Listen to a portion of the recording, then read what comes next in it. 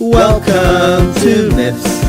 I'm Matt Huss. And I'm Dan Rhodes. Whether you know about Theseus or you're revising your syllabus, If you want tales with a bit of jest, or you just want to hear about incest.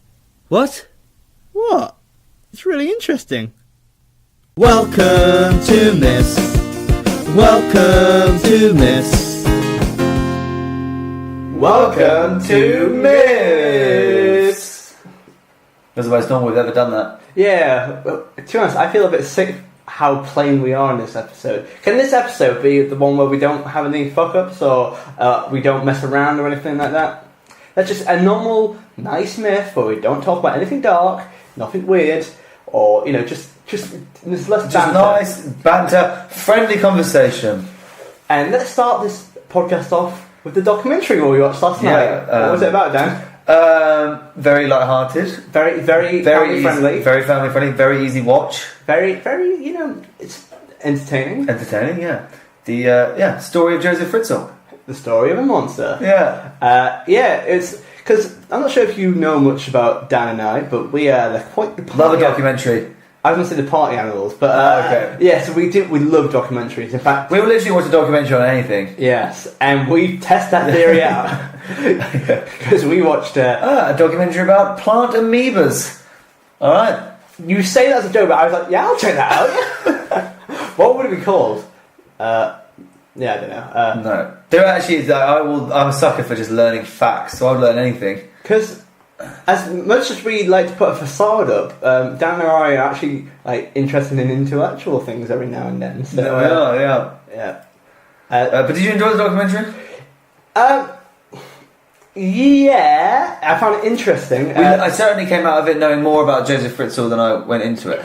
You know, the actual story of how he did it and blah blah blah blah blah. This is not a For those who don't know, he imprisoned his own daughter and had several babies with her while she was locked in a cellar. Obviously one of the darkest stories in the 21st century and late 20th century as well. But yeah, it's one of those things where it was like we both kind of like, should we watch this? We don't know, and we both kind of just we just wanted to see what it was like because we didn't really know that much, and so we thought we'd get a bit of an insider view kind of thing. The thing the documentary really highlights, and they have lots of interviews with his friends and family, was I couldn't understand how he got away with it for so long.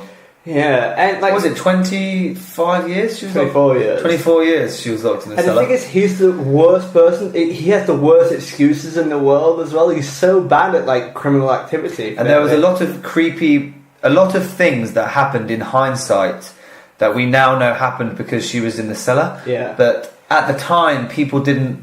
You would never. And I appreciate what these guys were saying, his friends and family.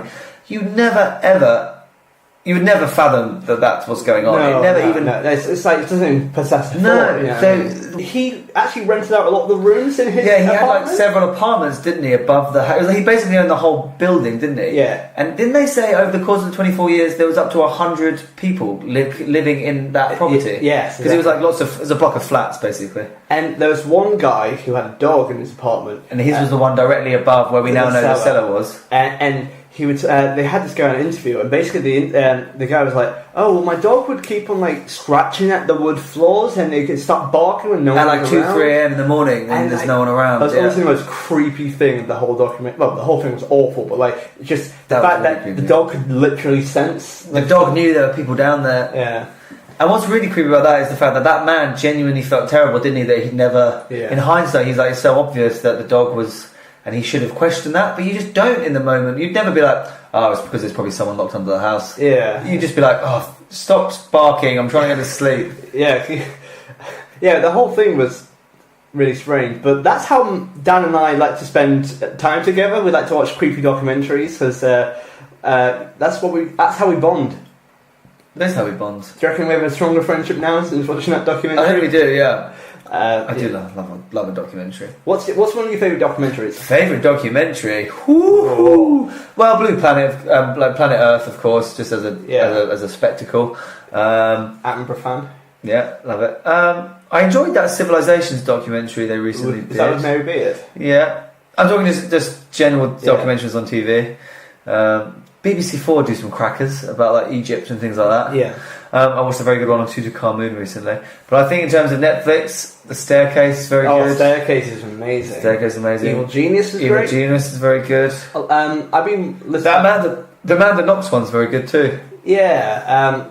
And I've just been listening to Serial recently as well, as I mentioned on a couple of podcasts. And the first series is really amazing because she really gets into depth about the killer case and stuff. You would love that. Icarus is also very good. I'd recommend you watch that. I thought you genuinely meant the myth. Like, oh yeah, that Icarus episode 3 was great, wasn't it? Yeah. That's not a documentary, Dan. No, Icarus, the documentary. Aptly named, of course, because of the myth. Oh. The documentary, of course, about people that Did they? don't, and Icarus, of course, flew too close to the sun, so I see what they're doing there. Right. I might be It's flying. about how far are you willing to go before you fall? I might be flying a little bit. I might be Icarus here. I might be, getting above myself here. But did they actually quote our podcast on that documentary? Going, oh, who is Icarus? Well, check out these funny fellas. Yeah, not word for word, but it was implied.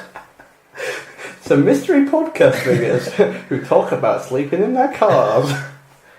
And anyway, I think usually we're a bit more jovial at the start of podcasts, but I just talk about crystals. Anyway, Matt. But we're going to go into the jingle, and we're going to explain what's going to happen in the next couple of weeks, aren't we, Dan? We are. Hey there, my name is Matt Huss, and in this link I have an American accent, and I advocate the safe use of Miss podcasts in small doses. Okay, welcome to Miss, by the way. I'm not sure. It's not like all killer no filler podcast. We're not going to talk about rapists and murderers all day. Well, actually, maybe we might do. Maybe we don't know what myth we're doing here. Anyway, welcome to the podcast. I hope you're having a nice time. In case you don't know what we do, we talk about myths, and today we have a big one, don't we, Dan? That's probably copyright, actually, because that's the 21st.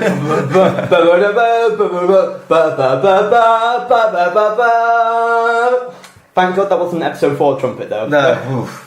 That would have been copyright. We are doing a myth that Dan and I don't really know that well, and to be honest, I've kind of kept a distance from this, not intentionally, but I've never really come across it. And we're doing Jason and the Argonauts. It's a big boy myth today. Yes, however, it's not just for today, is it, Dan? No, because it's a big one. It's a big one, and we're going to make this into 3 parts. 3 parts. 3 parts, and there's obviously with Hercules, it was a 2-parter, so this is going to be our longest series, and we have more information at the end of this and going forward, but so this is going to be 3 parts, and at the end we always rank each section of the myth. So instead of ranking the whole myth as a whole, we're going to be ranking each third of the myth as we go along. Isn't that correct, Dan? Correct. I can unofficially verify that is correct. Good. And Dan, do you know much about Jason? No. Don't you think Jason sounds like a very, in the mythical, in myths, there's such a fantastical names like Theseus and Perseus and Pegasus, and just Jason. Jason. From downtown, he's a working lad, Yeah, he's a working lad. Yeah. But, so I think this is going to be a big one, and I think it's going to be up there. It's going to be one of the big... I've heard of Jason the Argonauts a lot. Obviously, there's a famous movie, but don't really know what it does. That 60s movie where it's very grainy. Yeah. But again, I've never watched it, and so I'm going to find out what's happened today. So this is brand new for both of us. Hopefully it's brand new for you. And we're going to crack on with part 1 of Jason and the Argonauts. Okay, part 1. So let's find out who Theseus... Theseus. Let's find out who Jason is. Okay. As with most heroic epics, the destiny of the hero seems to have been spun by the fates before he was ever born. This epic tale begins with Aeson, the rightful heir to the throne of Iolcus. Are we happy with those pronunciations? Aeson, yeah. Aeson, the rightful heir to the throne of Iolcus? Is that 2 I's or is that 2 L's? Iolcus. I can't read that writing. I think it's Iolcus. I think it's an L. I think it's Iolcus. Yeah, Iolcus. Yeah, and go on. So the epic tale begins with Aeson, the rightful heir to the throne of Iolcus, and Peleus, the jealous stepbrother. When their father, the king of Iolcus, passed away, Peleus imprisoned Aeson and took the crown for himself. Typical myth, that. Yeah, that's the typical start to a myth. I think we're off to a banger right here, isn't it? Yeah, but there's a strong beginning. Always like stepbrothers and dads and yeah, it's like so we've got this guy Aeson, who's the rightful heir to the throne of this place called Iolcus.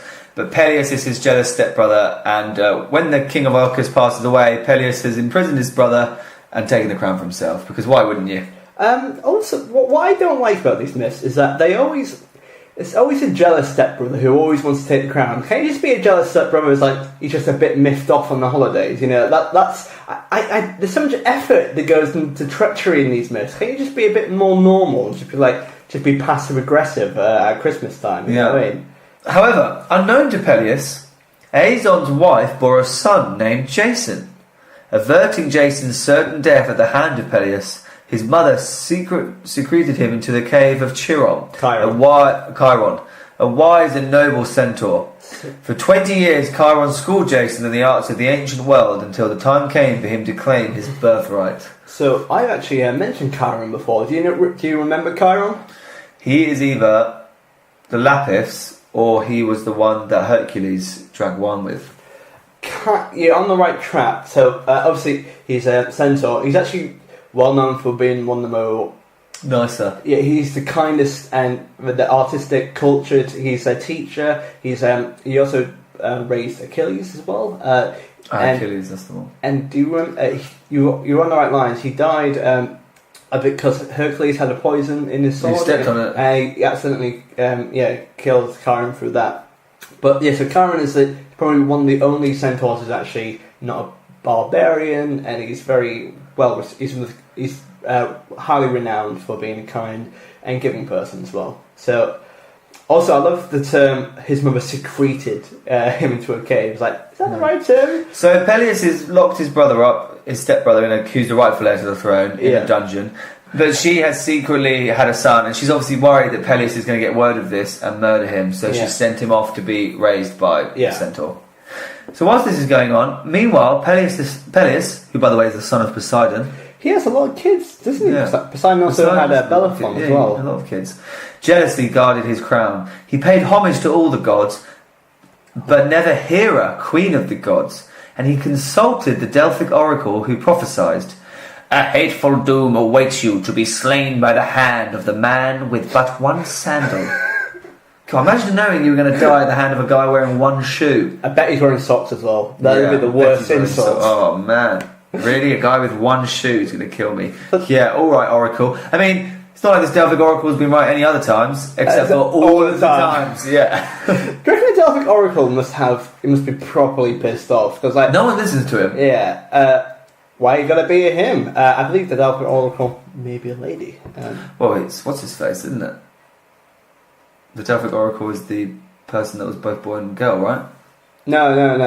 That's a different person. Tiresias. He was an oracle as well, though, wasn't he? Yes, he was a prophet. However, this is called prophetic fallacy, as we mentioned in Tiresias, and we'll mention in the future, like someone like Cassandra. These people who tell the future and go, "Oh, this is going to happen," but everyone's like, "Nah, it won't." And it's actually a thing within ancient civilization. It happens quite a lot in There's a story of Persian history, and basically the story of these Persian elders are like, "Oh, be careful of this," and they're like, "Nah, it's fine." And then it happens, and goes, "Why didn't you tell us sooner?" It's like, "Well, I did tell you." Like, it's called prophetic fallacy.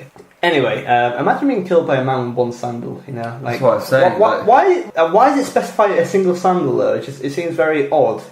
A man in flip flops comes there to attack you. We come to Jason's first test. During Jason's return to Iolcus, he encountered a feeble old woman requesting to be carried across the river Anaurus. I'd say Anaurus. Anaurus. That's the first time you schooled me, Dan. Yeah. But this is like the equivalent of helping an old lady across the street. Yeah. Can you help me through this river? Not really. There's no bridge. Fortunately, Jason didn't hesitate to transport the old woman because she was actually Queen Hera in disguise. Like, it's nice that on her days off, she's like, "I'll pretend to be a feeble old woman to see if someone's moral or not."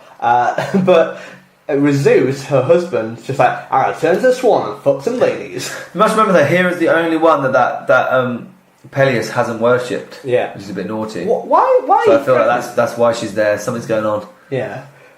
But imagine if Jason's like, nah, you're alright, mate. It's like, you might want to, I'm the queen of the gods. Yeah, if you believe so. So he helps her across. Hera was testing Jason because she needed a hero to avenge herself from Peleus' scorn. Staggering under her godly weight, Jason lost a sandal in the river, but gained the goddess's favour. Someone's only wearing one sandal. But what I like as well is that although she has the form of a feeble old lady, she's actually the weight of a god. So he picks her up. Oh my god, this is heavy! Oh my god, it's like, sorry, you had too many fig rolls.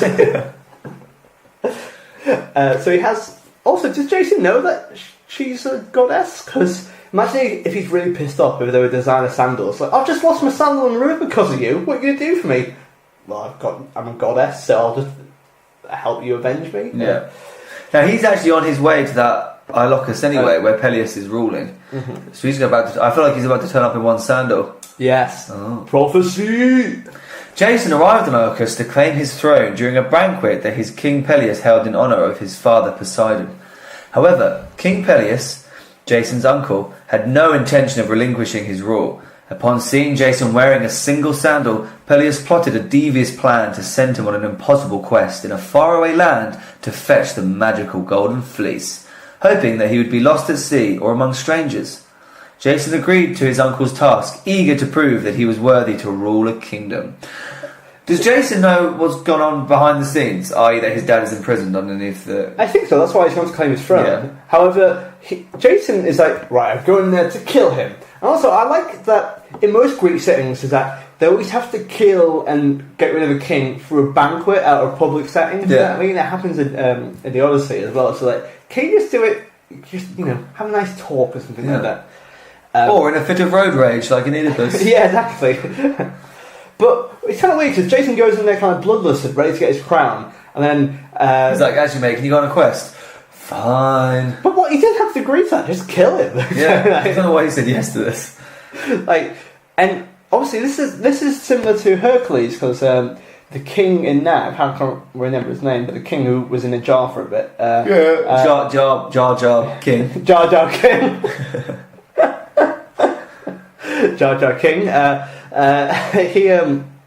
He sent, the reason he sent Hercules to do these impossible tasks is so that they would hopefully kill him, However, this is always a rule which happens in Greek mythology, but it never really works, if you know what I mean. Why don't you just, get your archers to kill him on the spot? Again, this is another example of just kill them straight away. Just kill them straight. Come on. We're a lot of myths in, and not one person seems to have killed someone when they needed to. But he goes to find the Golden Fleece to prove that he's a worthy leader. Yeah. But he can't do it alone, can he, Matt? He can't, but before we get into that, Dan, what's a Golden Fleece? A fleece that's golden, I guess. Do you reckon your nan the warmest fleece in the whole wide world. It'd be very heavy, a golden fleece, if it was actually If it's actually made of gold, it wouldn't even really be a fleece either, would it? Just be a breastplate, wouldn't it? Yeah. But I do believe a fleece is actually I think it's like shoulder armour, I believe. Oh, it's some kind of armour, so... Oh, it's not just literally like a fleece. Yeah. Go on the quest to find a woolly jumper. Jason needs some heroes.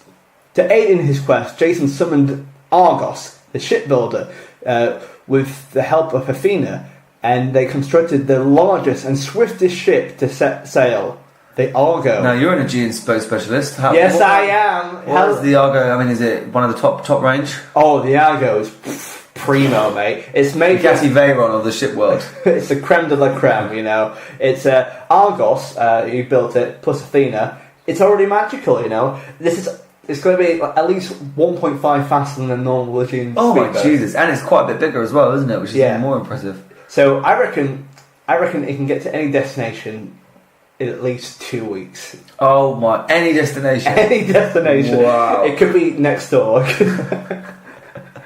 Yeah, it's like it doesn't matter how big the difference. It always takes 2 weeks. Like even if you've only got to go down the street. Either Africa to Zanzibar 2 weeks. America to Zanzibar 2 weeks, or from Yorkshire to over Yorkshire, Yeah. Yorkshire Leeds, also 2 weeks. I just got to Zanzibar and look mate, I don't decide. I've seen it made, this one made. Yeah. It always takes 2 weeks. It's like is the Argo a time vessel? Is that what it is? It's like a TARDIS, but very slowly. Yeah. So they built the Argo, and in her prow was placed a timber from the sacred grove of Zeus at the Dodona that had the power of prophecy. So let me get this straight. A piece of wood has the power of prophecy. Yeah. That's strange. And it's on the ship, so everyone can see the prophecy. But, so, you know, in like modern times, like, where people worry that robots might take over people's jobs. Yeah. Do you reckon the oracles are like, this piece of wood's going to take over my job, yeah. So, with the timber in tow, Jason then assembled 4 dozen of Greece's greatest heroes. That's quite a lot of people, 4 dozen. 4 dozen. How many? We're going to get a math. So how much is 4 dozen? 4 dozen is, well, it's 4 times 12, so 217. Hashtag in the maths. 48. I like that because you were like, oh, a joke. But I'm not stupid, just to clarify. So he gets some of the greatest heroes. And remember the Caledonian War? We had like the Greek Avengers. Well, I think this is actually the better version here. Because guess who comes along to help Jason? We have Heracles. Oh, he's a badass. Yes. We have Theseus, the slayer of the Minotaur. What do you think about him?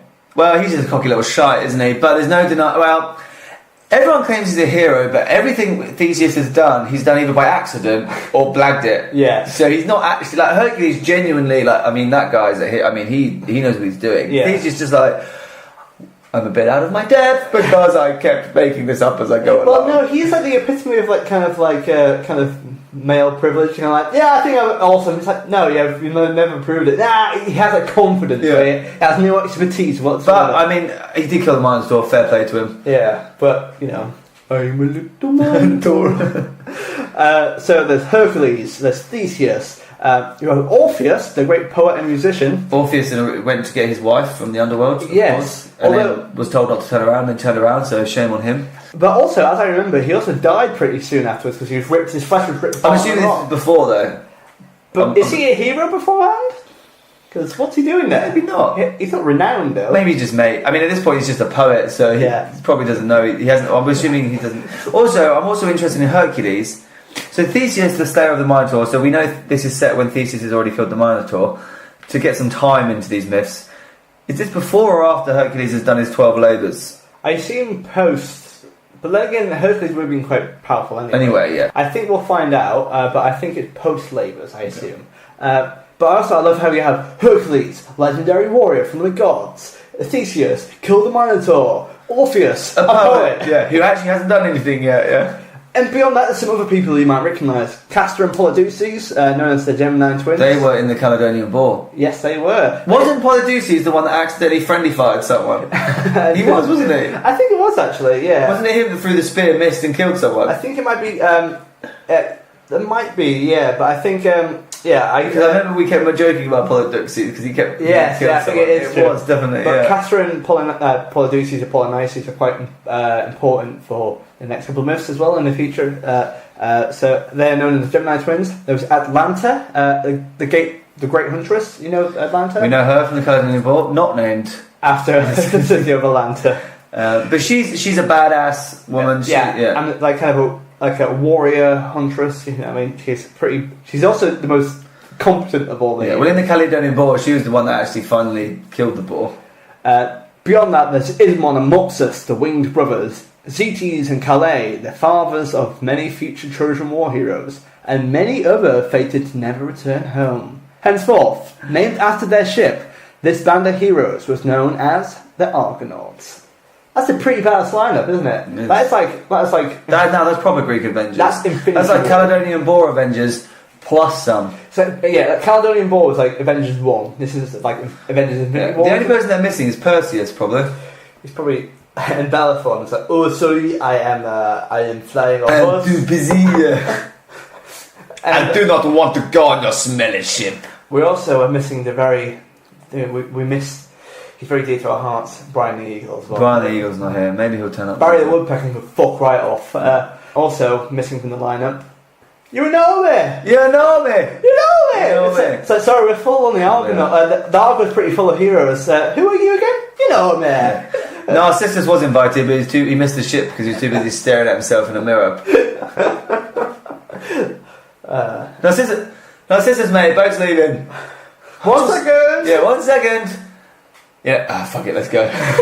It's going to be a while. After the Argo was supplied with everything needed to set sail, Jason had spoken encouraging words to the throngs of people. Without further ado, the Argonauts, their mighty strength combined, dragged the Argo from its moorings down to the sea. Why is the boat not already in the sea? You don't build it in the sea, do you? I would. The Argonauts raised their sails. Sorry, you're not a June boat specialist, so take that back. The Argonauts raised their sails and sang songs to Artemis, saviour of ships. A stiff wind arose and pushed the Argo through the dashing seas. Fish, both great and small, surfaced off the bow to escort our heroes forth. What? It's being pushed by some fish. That's not how boats work, is it? It's not a chariot of fish, is it? It's not the chariot of fish. It's nice how it has like... It's in the bunch of trout. It's in the trout. They haven't really learned that. They praise Artemis, but no other gods. Haven't they learned just to kind of like praise all of them, if you know what I mean? Yeah. Soon their homeland disappeared beyond the horizon. It would be a perilous voyage to Colchis. That's obviously the place they're going, Colchis. The gods challenged the Argonauts with many trials, and several perished in the dangers that lay ahead. Dum dum dum! And one of these dangers are women. This is the island of the Kingdom of Women. So this is the first place they arrive at, really. Also, how, just as a logistical thought, how would Jason get all these heroes on board? Because like they all seem to know each other, don't they? It's like the kind of like the Justice League, if you know what I mean. However, I assume they blow the golden conch. And everyone's like, oh, the golden conch, I am summoned. Like spinning newspaper. Like, why are they doing this? Because it's just like, oh, Jason, are you going for exploits? No, I just need to prove to this guy I don't really need to prove to that, I need to do these challenges. So we go into certain death for no reason other than just a bit ego. These Greek heroes, they love a challenge, don't they? It's all ego. It's all ego. Anyway, there's perilous dangers. Also, I assume it would be a perilous voyage to Colchis. How do they know? I assume that's where the Golden Fleece is. They just decided that. Oh, because I haven't really searched for it. It's obviously a long way. Yeah. They just gone, I think it's in Colchis. Where is that? Fucking miles away. Okay. Hope nothing happens on the way. Yeah, I wonder nothing happens. I think they have to do trials first and then do it.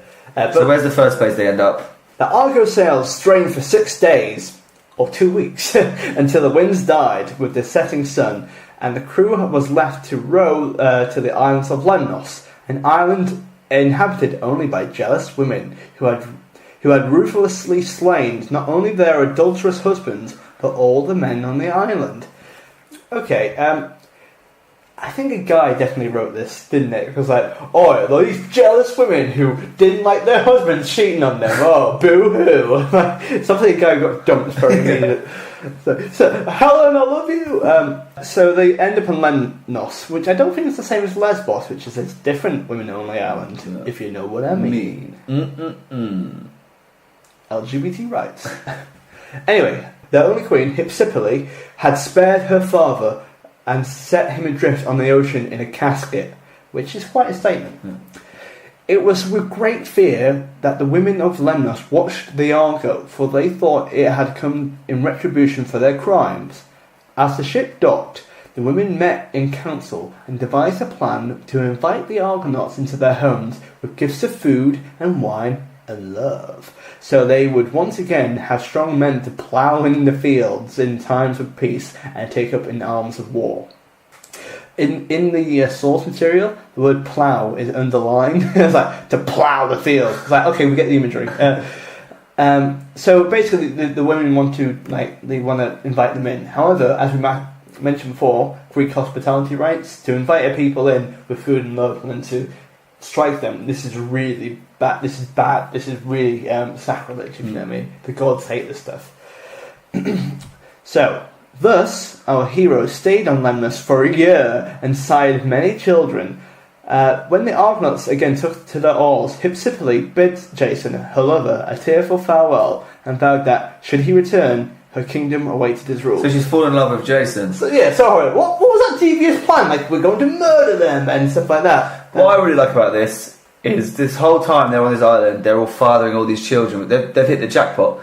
What's Atlanta thinking? She's like, oh, fucking hell. Yeah, it's just like, God damn it, guys. Yeah. Like, but should we be on the road? No, I'll stay here for a year. A year? What? There's nothing to do. Like, what am I going to do? Make friends or something? Ah, fine. Yeah. Joe, maybe just start a club or something like that. Like, I do like the idea of that. She's fast becoming one of my favourite people. The idea that she's just like this. She's so awesome at everything, and she's obviously very good friends with all these men. But oh man, she has to put up with their shit all the time. And the thing is, she is way better than any of them. She's like, guys, oh come on. I love the idea that she'd be sitting around like a meal, and these Lemnos women would be like, so Atlanta, just tell me a bit about yourself. Why are you with all these guys? For adventure. For an adventure, because without me, they'd all fucking die. And She fulfills that role. That she actually does all the hard work, but gets none of the credit. If you know what I mean. But she, imagine that this is Lemnos is a school disco. All the boys are making out with all the girls, and Atlanta is us two sat at the bench, just kind of like, oh, no one. I also like the idea that some of the guys were like at dinner, hey Atlanta, do you mind like introducing me to? And how many? She's being a wing woman for all her male friends that got off the boat. Yeah. Also, it's massively dickish of the guys. So they stayed there for. Also, that had this island been full of men, all the men would have been like, right, we're leaving. It should have been like, but I've only just. Nah, gotta go. That's kind of what would happen if it was a bunch of old guys. They would dock, murder everyone! Right, bye! And I'm just like, I just met a nice guy. Also, how dickish is it of the guys? Like, they stay there for a year, and then they have sex with all these women multiple times inside many children in a year, which is quite impossible if it's multiple children, the same lady. But they get loads of kids, and they're like, okay, don't want to raise the kids, bye! The whole island just leaves. It's just like, oh, okay. That's exactly what happened. You just had that. The island is now full of loads of children that are actually all very closely related. Yeah. Because it's just a bunch of men have just had loads of babies. Oh my god, so the Argonauts are full of absolute douchebags, you get what I mean? They are full of they're the jocks of the Greek world, aren't they? Anyway, they go. So that wasn't really a trial, was it? It was just have fun and sex for a year, isn't it? But they go on to do. It's also weird to think that every child growing up on that island are all the same age. Yeah. You know When's your birthday? 10th of September. What about you? 9th of September. Everyone's all born within like the same year. Yeah.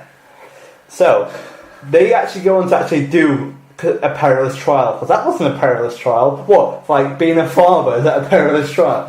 Anyway, what happens then? From Lemnos, the Argonauts sailed to the island of the Mount of Bears, where the hospitable king Zychus and the Dialenes filled their ship's stores with wine. Zychus is he's a hospitality king and the king in dubstep. Zychus. Zychus. So they're on the Mount of Bears. The hospitable king Zychus. Zychus. I'm going to say Zychus. Of the Dialenes filled their ship stores with wine and sheep. The next morning, while King Zychus showed Jason a safe passage through the seas, they were attacked by 6 armed monsters. Fortunately, Heracles met them with bow in hand and felled them one by one like trees. Undeterred, the Argonauts boarded the Argo, loosened the moors and set sail on the rising tide. However, when night fell, the fickle winds pushed the unsuspecting crew backwards, and they again cast ashore on the Mount of Bears. You'd be right pissed off if you'd given the hospitality king, which is the worst superpower ever.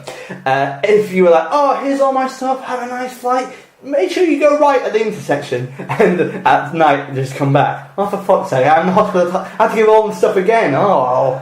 So they've set sail and then just been blown backwards. Yeah. Where's the fish? Where's the fish ruiners. The Dialenes, mistaking the Argonauts for enemies, attacked.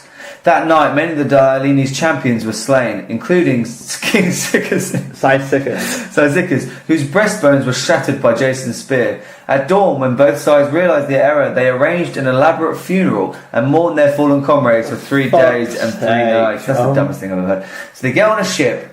Bye! They leave. That night, they get blown in a circle. Hey, assemble a ship! Land back on the island. Not one person's recognised that it's the same island and the same ship. Is that night, they think they're being attacked, they kill each other, and then they're like, oh shit, just us again. And not to victim blame here, but if he's the hospitality king and he just fires on sight anyway, that's a stupid move. That's not hospitality, is it? Why did no one recognise each other during that whole fight? Yeah, so did no one be like, wait, Dave? Yeah. You know me? Yeah, but yeah, I think so. So far, Jason hasn't really proved himself to be a hero because the only mythical thing is the 6-armed monster, which seems a little bit similar to Scylla. So, are we just going to ignore the fact that whilst everyone else was getting off their tits on wine and sheep, Heracles was the only one that actually bothered to kill all those monsters? Yeah, so that's the point I was making. But you crudely interrupted. No, the point I was making is that Jason hasn't really done that much. He has killed. Basically, he's wed the queen on Lemnos, and also he's killed the king here. But he hasn't. He's not a hero yet. Heracles is doing most of the legwork here, and also Theseus hasn't done out as well. Maybe Orpheus has sang a song about it. I don't know. But Heracles is not doing a lot. Anyway, the Argonauts next up was Mycia, while the son of Zeus, Hercules, went in search of a tall and strong pine to replace the oar he had snapped during his lusty rowing. Lusty rowing. Imagine pulling on a row so hard that you snap an oar. You used to do rowing, didn't you? Can be done. Oh, really? How easy is it? Not if it was in the water, that would be insane. Yeah. But you can snap it on like a rock or something. Yeah. But yeah, well, Hercules must have been properly going lusty. Yeah. Have you ever been lusty whilst rowing down? Yes, all the time. That's how we row, isn't it? Yeah. He went in search for a pine, and his companion, Hylas, was kidnapped as he was fetching water. For such was his beauty that a water nymph fell in love with him and spirited him away.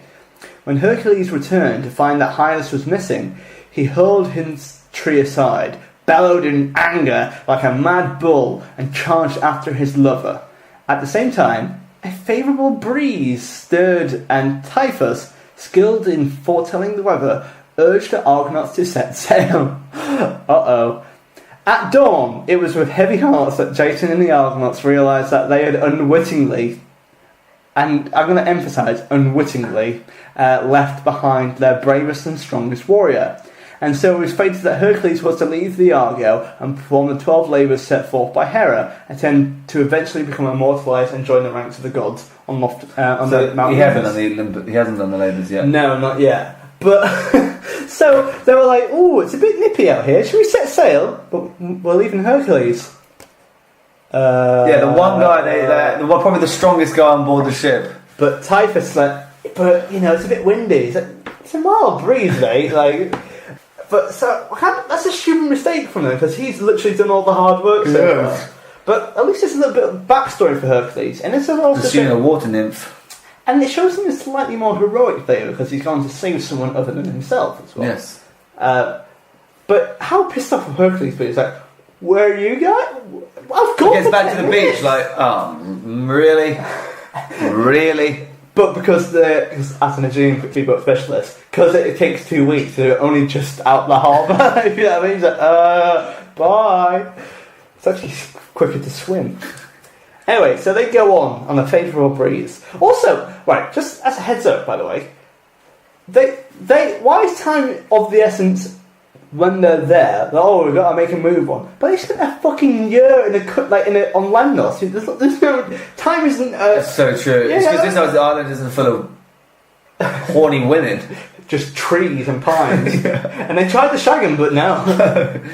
Anyway. For a day and a night, the wind bore the ship onward to the land of the Bebricans, where King Amycus, who had slain many men, ruled that no man should leave without first meeting him in the boxing ring. So, with great scorn and arrogance, King Amycus confronted the Argonauts and challenged the bravest men among them to raise his hands in battle. Now that obviously wasn't Hercules because they left him on an island. So they had to get the second bravest. We just left it. He could have nailed this. I love that he'd be like, right, to be allowed access to my kingdom, one of you must fight me in the ring. Be like, Hercules, you're... shit, I forgot about that. Oh, crap. The one time. Do you reckon this actually sounds like an immigration policy that Trump might have? You had to fight me in a boxing ring, okay? Imagine that, like immigrant fighting Donald Trump. That'd be quite funny. But it's a weird immigration policy, isn't it? Yeah. Enraged, Polydeuces stepped forward to champion his brethren. They marked off a square in the sand and donned ox-hide boxing gloves. In contrast to each other, Amycus appeared as a monstrous son of the earth, while Polydeuces appeared as a bright star in heaven. The formidable foes let loose a fury of blows. Amycus taunted Polydeuces and rushed at him like a wave upon a ship, eager to dash the life out of him. However, Polydeuces said not a word, returning blow for blow, while searching for his opponent's weaknesses. So it's a bit more... I feel like Amycus is just a big... just hitting hard. Polydeuces is like a Mayweather. He's tactical, he's ducking and diving. Mm-hmm. Should we do it as like ring announcers? And they're off. And a couple of blows are right there. Oh, he misses. But Polonice is returning and KO. Stuff like that. I don't know what actually happened, so... Yeah, I was going to say, you should probably find out what happened before you do that. A heavy din of thumping heads and clattering teeth arose, drowning out the crowd. Then Amycus rose to his full height and dealt a crushing blow. But Polydeuces step-sided and with a quick movement boxed Amycus in the ear, breaking the bones within, and Amycus fell to the ground with the life poured out of him. At the death of their king, the Bebricans rushed at Polydeuces, but in their path stood the Argonauts, and a great battle ensued. Soon the Bebricans were trampling over themselves as they fled home. However, the Bebricans had many enemies, and upon hearing the King Amycus' death, they were already laying waste to the Bebricans' kingdom. A lot happened in the space of an hour. What did King Amycus actually think would happen? Oh, turns me into a boxing match. And then he gets killed. Yeah, and everyone's like, well, this is unfair. Like, what the hell? You killed him. That's what he wanted me to do. You got to kill me. Yeah. And also, I love as soon as that guy dies, that their enemies are like, we're going to invade you now. Why wouldn't they let the hospitality king just murdered everyone on sight, you know? I also like the idea that Polydeuces steps forward and he's like a little bit smaller than the king, and the king's like, I've got this. But the Argonauts are all like, when do we tell everyone he's actually like a champion boxer? Yeah. His name was Mike Tyson. Yeah. Anyway, this is the final part of the first section, and so he leaves the Bebricans, and the Argos' next landfall was the home of the once renowned king Phineus, the prophet who was cursed by Zeus with blindness, lingering old age, and tormented by harpies. And the harpies are these raucous birds with the heads of old women and razor-sharp claws. The harpies are also quite a filthy animal, so like if they scratch you, they leave like dirt in your skin and stuff like that. Yeah. They're grim and they smell. They're really foul, and that's not a pun. But they're quite dirty things. And the harpies would sometimes work for the underworld, and they would go up above the land to torment people who have done injustices. So the gods would send them out, and they would torment people who've done wrong. Also, King Phineus, this prophet, he has quite a lot going on. So he's a king and a prophet, and has birds tormenting him. But why are all prophets blind? Because the gods can't reverse blindness. Yeah, exactly. Yeah. Oh, sorry. I can make polyps come back to life, but not blindness. As soon as Phineus would begin to eat, the harpies would swoop down with the speed of the west wind and snatch the food from Phineus's hand. And when they had their fill, they would defecate on the leftovers. That was a dick move. I realised the harpies are my family members at Christmas time. So they would shit all over the leftovers. Such was the loathsome odour that no mortal could have gone near. But Phineus was also cursed with the insatiable appetite. Oh no, and the harpies left enough putrid morsels for him to survive the torment. I thought he was going to eat shit. Yeah, I don't know. Oh my god. That's probably messed up right there. But why is he being punished though? It says he's cursed by Zeus, but we don't know why. He probably stubbed his toe on Phineas's door once. Like, alright, that's it. Yeah, probably. As soon as the Argonauts approached, Phineas hobbled to the door to greet them, for he had prophesied their coming and partaking of his food. So old and weak was he that his bones were held together by only skin and gristle, and when the Argonauts saw his shriveled form slumped in his threshold, in the threshold of his courtyard, they took pity on him, as the most wretched being they had ever seen in their life. Zetes and Calais were moved to tears. Straight away, the Argonauts prepared a feast to bait the harpies. As soon as Phineas laid his hands upon the food, cackling harpies appeared like bolts of lightning.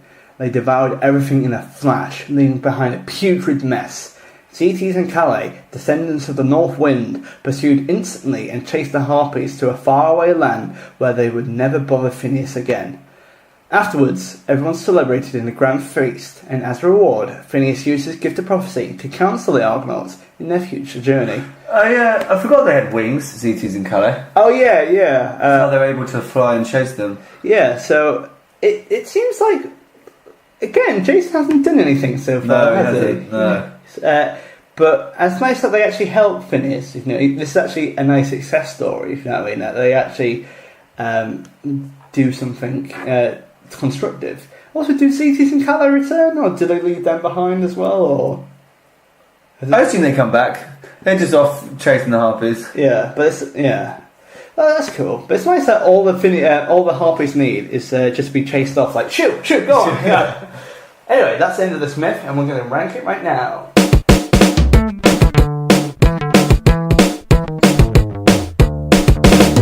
Hi Matt. So Dan, what do you think of this myth?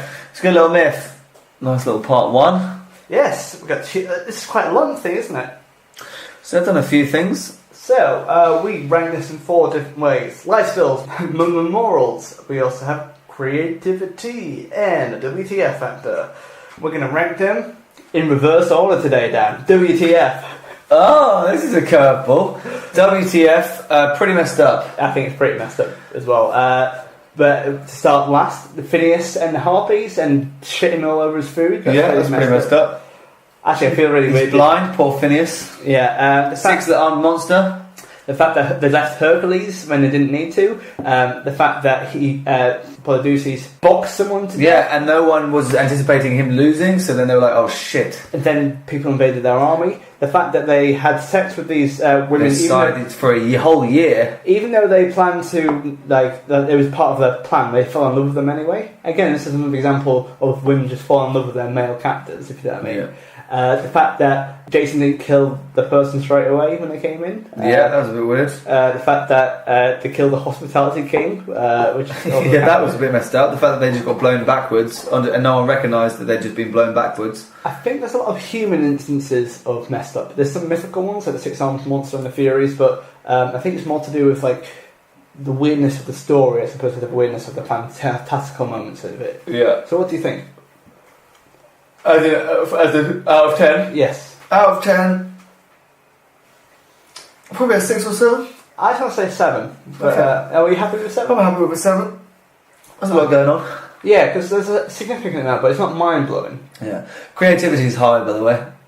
Yeah, well, I think this is pretty good. Take us through it, Dan. Well, creative because it's got a very good... I like this with these good narratives. Yes. There's a proper adventure. There's heroes... There's shipbuilding, there's gods, there's different kings, there's different...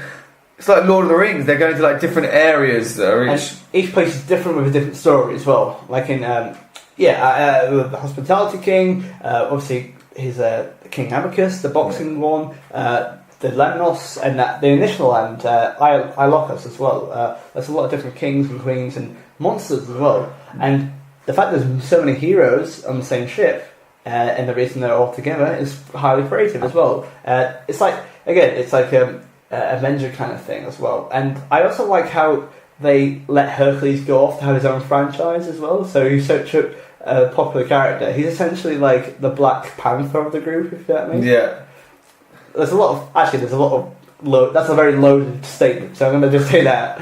But you know what I mean. So what rank do you reckon? Creativity, well, there was a lot happening here. I think an 8.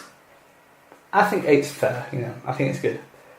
And morals. Well, let's not crazy high. Let's have a look.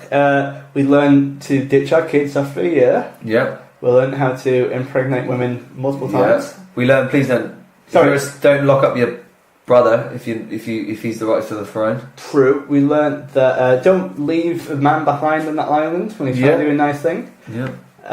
Don't harass blind people. Wait, that's moral. Yeah, apparently. We learned that doing the right thing can be very profitable, like helping Phineas on this journey as well. We learned that be careful if someone comes, don't attack someone straight away because that might not end up in a good way. I think that you have to pay. We also learned that don't try and deceive your family just because you're going to end up.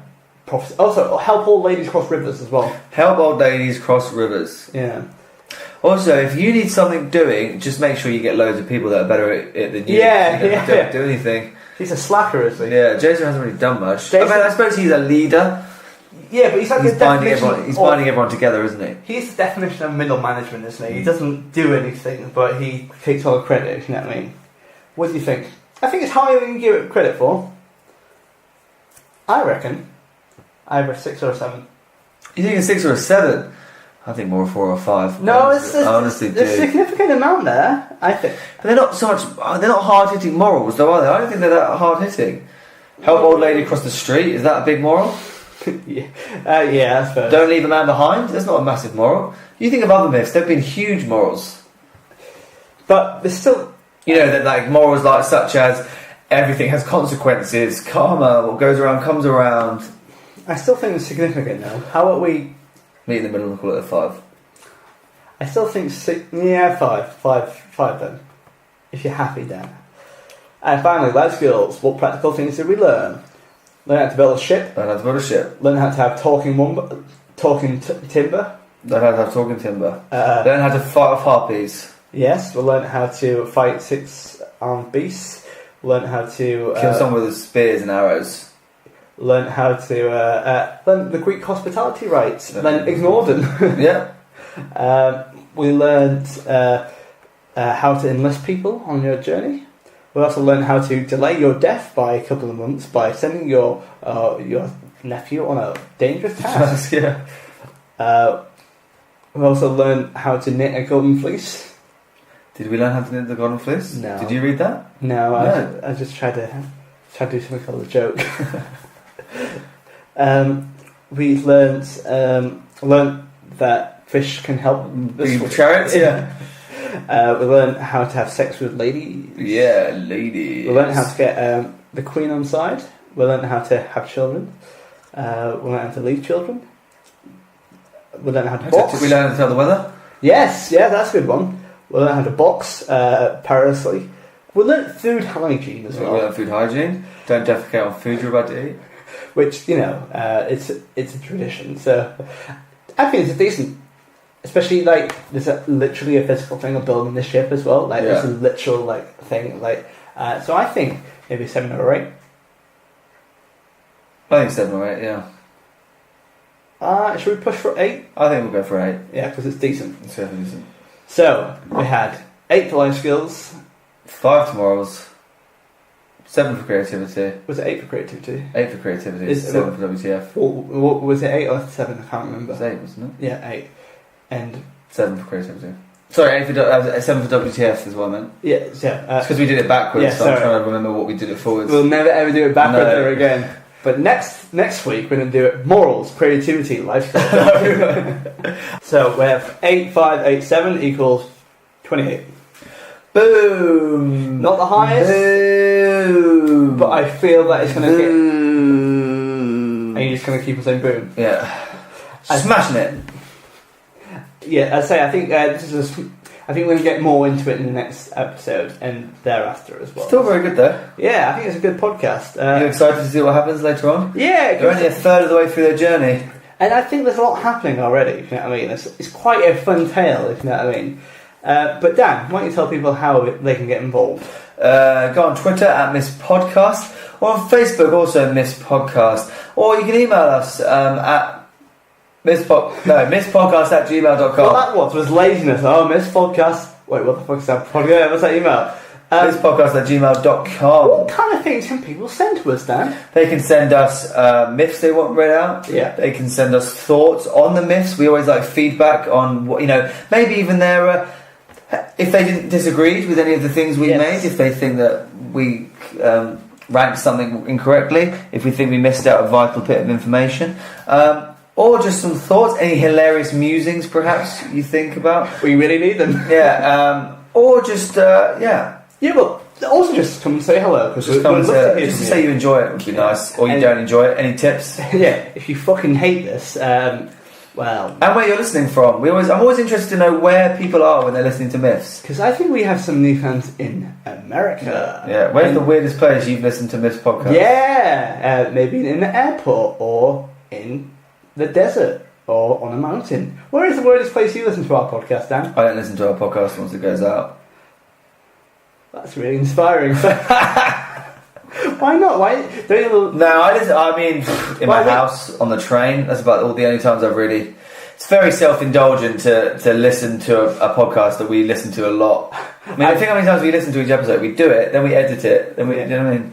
Yeah, but if you're not like Dan and you want to listen to all our episodes twice over, good for you. Tell us where you've listened to the weirdest place you've listened to Miss Podcast, and also. Please give us 5-star on iTunes, because the more you rate us, the more that we get boosted in the charts, and the more downloads we get. So if you enjoy this, please give us 5-star ratings on whatever platform you listen to, and also tell a friend in person. Go, hey Mitch, you be Mitch. Hey Mitch. Hey Mitch. Knock knock. What's happened here? You've gone off the rails. Pretend it's conversation. Okay, who's Mitch though? I'm confused. You're Mitch, and I'm a person about to give you a suggestion. Okay. Hi Mitch, how's it going? Good, thank you. Yourself? Very well, thank you. Listen to Myths! And you'll be like... Dude, my wife just died. This is the worst place to tell you at a funeral, but, I just... well, if it's that good, I'll listen. This is the best... Everybody, stop the funeral! Look, we all love Janet, but... gotta listen to Myths, apparently.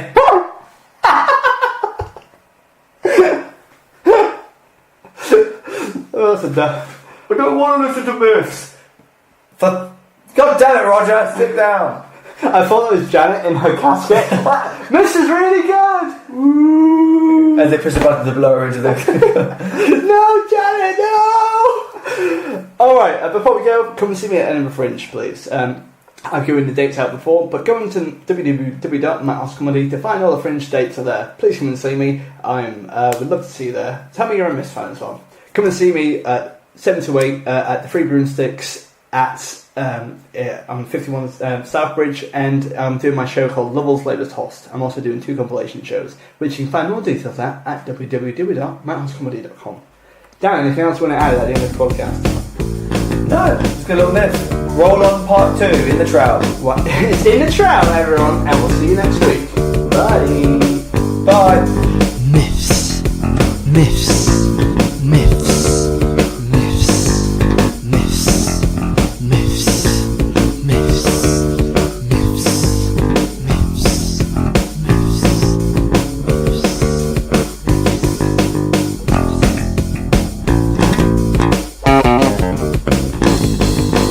Myths.